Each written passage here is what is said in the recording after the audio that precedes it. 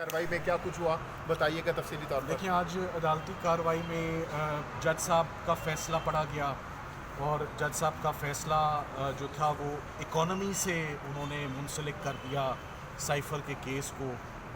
कौन सा दुश्मन मुल्क था, कौन सा सीक्रेट था, कौन सा फ़ायदा हुआ किसी बाहर के मुल्क को, वो सारी की सारी चीज़ें जो हैं वो सरकार के केस में जब फाइनली कंक्लूड हुआ तो वो जैसे कहते हैं धड़ाम करके वो केस गिर गया। जजेस भी काफ़ी इस बात पर कंसर्न थे कि ये इकॉनमी का जिक्र कहाँ से आ गया ना, ऑफिशियल सीक्रेट्स एक्ट में इसका जिक्र है। ये पाकिस्तान की इकॉनमी को बड़ा धचका पहुंचा है इस सारे अमल से। फ़ाइनल आर्गूमेंट्स शुरू हो चुके हैं और फाइनल आर्गूमेंट्स में आपने सुना होगा कि जज साहब ने कहा कि हाथी तो निकल चुका है, पीछे उसकी सिर्फ दुम रहती है।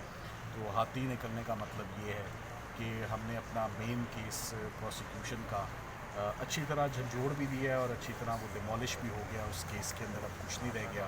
अब पीछे एक छोटा सा चार्ज जो रहता है कि ये रिस्पॉन्सिबिलिटी किसकी थी और साइफ़र वापस नहीं आया, इसके ऊपर कल कुछ दलाइल मज़ीद मैं दूंगा। 15 मिनट के मेरे दलाइल होंगे और उसके बाद फिर डिपेंड करता है कि जजेस कितना सुनना चाहते हैं प्रोसिक्यूटर्स और वो कितना टाइम लेते हैं।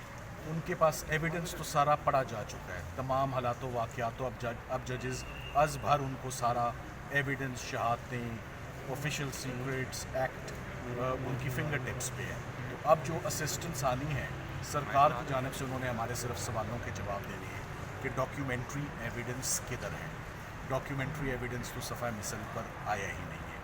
सो अब उनको बताना है कि उन्होंने ये डॉक्यूमेंट्स जो सारे कंसील किए हैं, सुप्रेस किए हैं, ना डी मार्च सामने आता है, ना नेशनल सिक्योरिटी कमेटी की मीटिंग सामने आती है, ना इसमें तस्करा आता है सुप्रीम कोर्ट की जजमेंट का कि सुप्रीम कोर्ट ने वोट ऑफ नो कॉन्फिडेंस में बड़ा एक्सटेंसिवली इस मामले को जो है वो डिस्कस किया।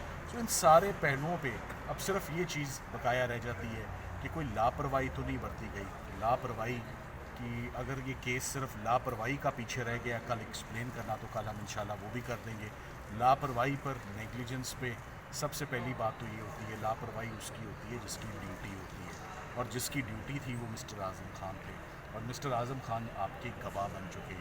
सो आपने मुल्ज़िम को जब गवाह बना लिया तो आपका केस तो वहीं ख़त्म हो गया। ड्यूटी ऑफ केयर जिनकी थी, जिन्होंने डिस्चार्ज करनी थी, वो आपकी साइड्स पे और उनका कॉन्डक्ट बड़ा डूबियस है, तो केस बड़ा मशकूक हो जाता है। और इन मशकूक हालात में आपको इस सारे केस को, जब हाथी भी निकल गया तो मेरा ख्याल है कल इंशाल्लाह। अच्छा, हाथी निकल गया,